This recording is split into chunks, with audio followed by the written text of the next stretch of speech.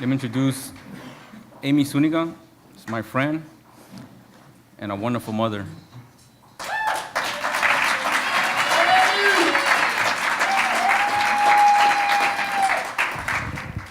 Hi, everybody. Excuse me, I'm a little nervous. I'm in a room full of people, and it's not a gangster party. Yeah. Well, I'm gonna tell you and take you guys back to the room where I said, I had to have enough of the lifestyle I had. It was a white room in a rehab. It was last May. This May's gonna be a year. And it was an inpatient program, and it had dirty white walls, blue carpet with crumbs all over it, probably somebody else's hair, and broken dresser, a twin bed with dirty mattresses, no sheets, and I was wearing blue jeans. I think it was a white blouse, hair up in a bun. And even though I took a shower that morning, my face was all oily, all ugly, because I was coming down from being so high on dope. And my eyes were swollen. And I had a little person with me, my little Esther. I had her sitting on the floor because I didn't have anywhere to put her in. And she was crying and I was crying, And she would cry some more, and I know why she was crying, but she didn't know why I was crying. And I was crying because I took Esther back into a little room. My little Esther is, that's why I say my little gangster baby, that's my little writer. I had Esther in prison. And I was looking at her and just, when your whole life flashes before your eyes, Well, I was going through that with her, that moment. I found out I was pregnant with Esther being processed into prison, and I had her a month before I got out. And when I got out, I was only able to hold my daughter when they took her out of me. And they snatched her up and took her and put her in an incubator. And I didn't know she was going to go. I didn't know who was going to pick her up. And for all I knew, she was going to foster care, Anybody know what DCFS is? Yeah. They like to snatch up babies sometimes. So I'm being shackled up from the feet up, when I'm going back into the facility. And I have my COs walking with me. Like I was really going to do something bad or something, And I asked him, so what's going on with my baby? I just want to know, can I go see her? He told me, why don't you shut the fuck up and keep on walking? And I was like, fuck it, what the fuck? All right. Didn't listen, or else it's the whole. So that's why I was sitting there crying. But now I'm going to rewind and take you back on a little, reminiscing trip. Before Esther, I had 5 other kids. And I had 5 kids with, I've always called my husband my wish come true. I knew my husband since kindergarten. And yeah, he was, riding on a bike one day, ooh, shooting star comes, I wish I married this guy, And that's what happened. I ended up marrying him, and I ended up having 5 kids with the guy. And I was 16 when I had my first one. That's how old my big boy is right now. And I always wanted a family, kind of like, the Brady Bunch or Seventh Heaven type of status. And man, I'd, anything, So when I got married, I thought I was going to have that. But let me rewind a little bit more. I'm going to take you back to how I grew up. I grew up in a very abusive home. I was physically, mentally, emotionally abused by my mother.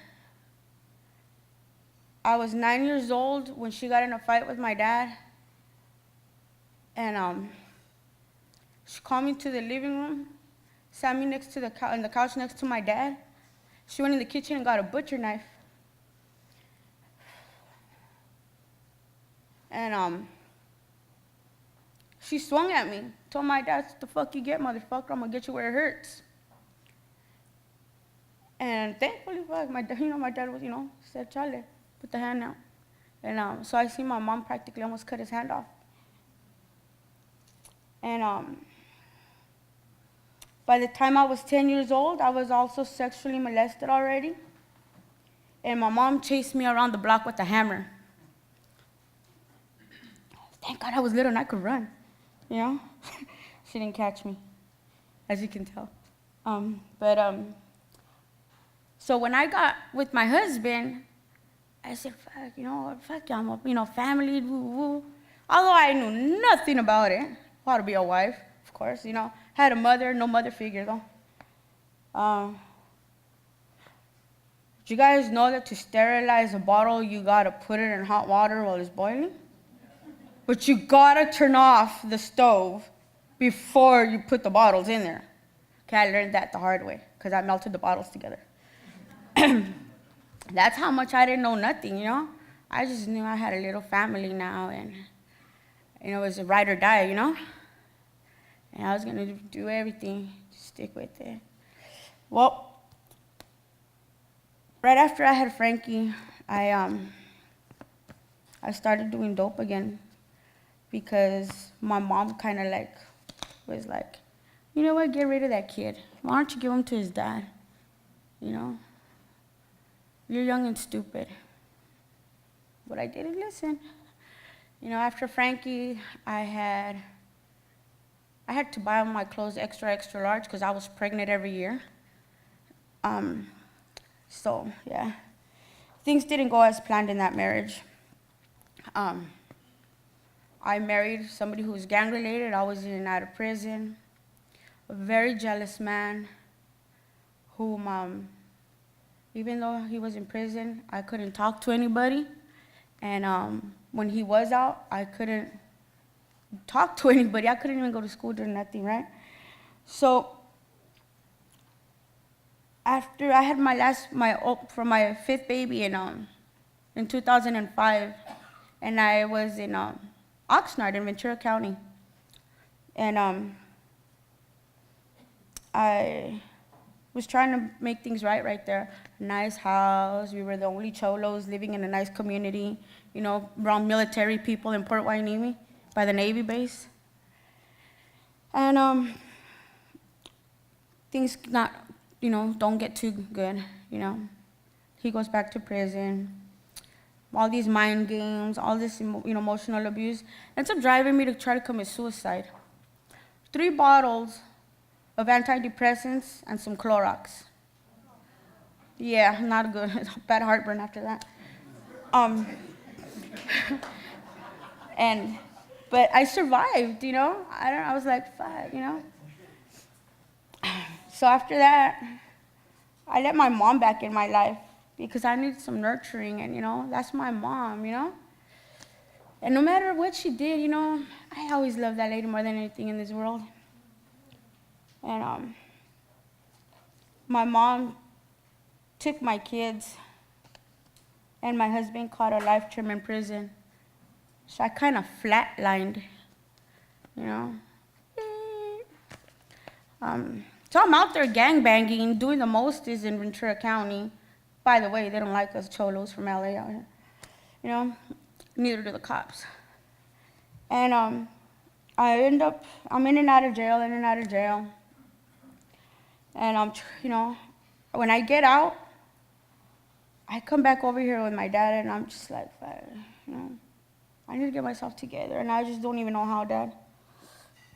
And while I'm trying, I'm working, Little Caesars holding up the sign. And then after that, in 2010, my husband dies. And I had this really bad guilt trip because I did not want to believe he was dying. He told me in February he was dying, and he used to joke around, but no, you're lying. I used to tell him, you're lying. You're going to come home. He'd be, yeah, in a box, you know. And there went my hope of my family ever getting back together. Even though it was a little corrupted, you know, but it was my family. And I flatlined again. And I went off in my head so bad that I started becoming him just so that I could feel him close to me. And I wasn't understanding that. I remember one day I was sitting outside his sister's house, smoking a cigarette, kicking with the homeboy, and the sirens and the helicopters, and she runs out all scared. And I'm like, what are you doing, fool? Where are you going? She's like, I thought all of this shit ended when my brother died. But you're fucking doing it to me again, Amie. She's like, you're my brother.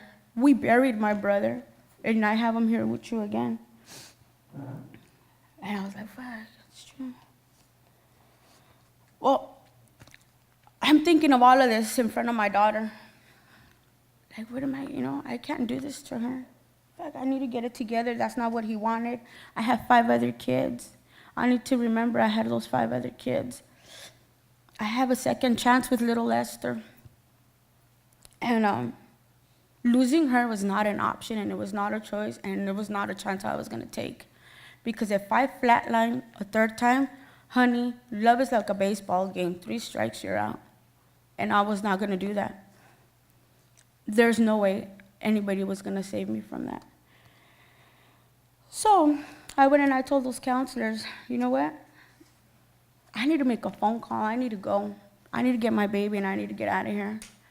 They're like, oh, yeah? What are you doing? You're a drug addict. They're going to take that baby. I'm going to call Children's Services myself right now. I said, all right. Well, let me use your phone because I'm going to call my dad. And when I'm done with that phone call, you could call DCFS. I can do this. You don't know me. And I called my dad, and my dad's like, really, cabrona? You've only been there 3 hours.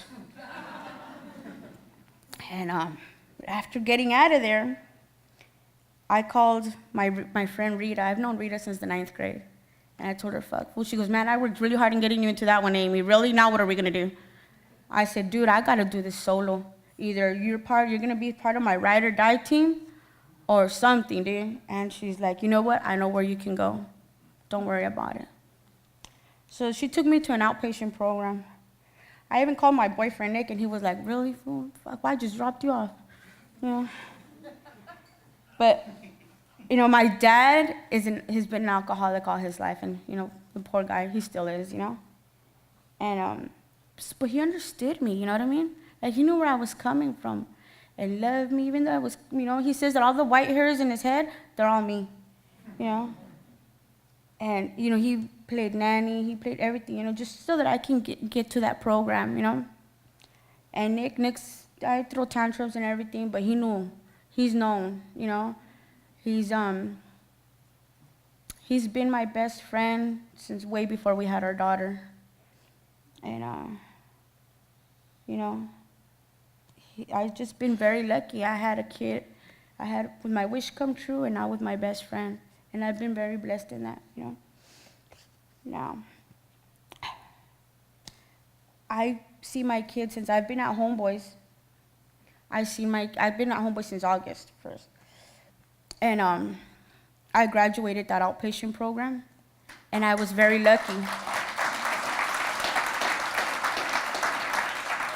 I was very lucky because I came in to just try to get the FUs off my hands, and I was seeing people cleaning windows, and I was like, wait, how can I get a job here? And I went and I saw Fabian, and I got on the first lotto, dude. I got called in, so I got in there in 4 weeks.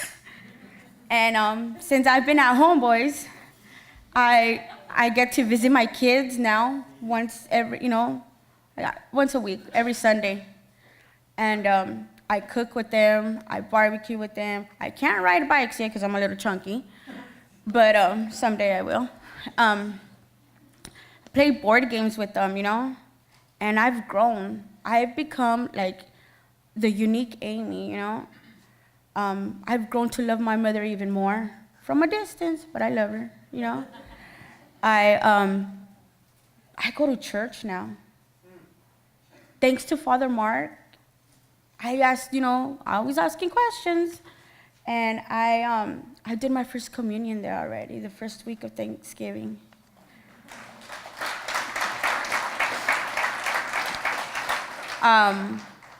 And you know what? Even better, what I've been waiting for my whole life is to be a part of a family. 32 years of my life, I wanted a family that accepted me and didn't see me like the black sheep, like a stranger, And I have gained 150 brothers and sisters. Amen. And, I even have mother figures there. Because my little Esther, let me tell you, she's an active child.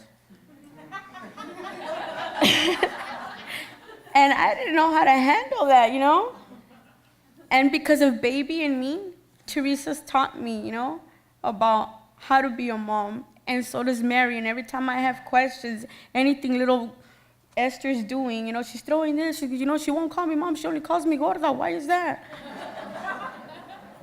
Well, that's because you call her gorda. Hello. So, I'm learning all of that, there at home, boys. So I'm becoming a great mother. I've always been a loving mother, but now I can be a supporting mother, loving my child and understanding my child, Her little tantrums is because she can't say words. She just needs to express it. So my name is Amie. Thank you.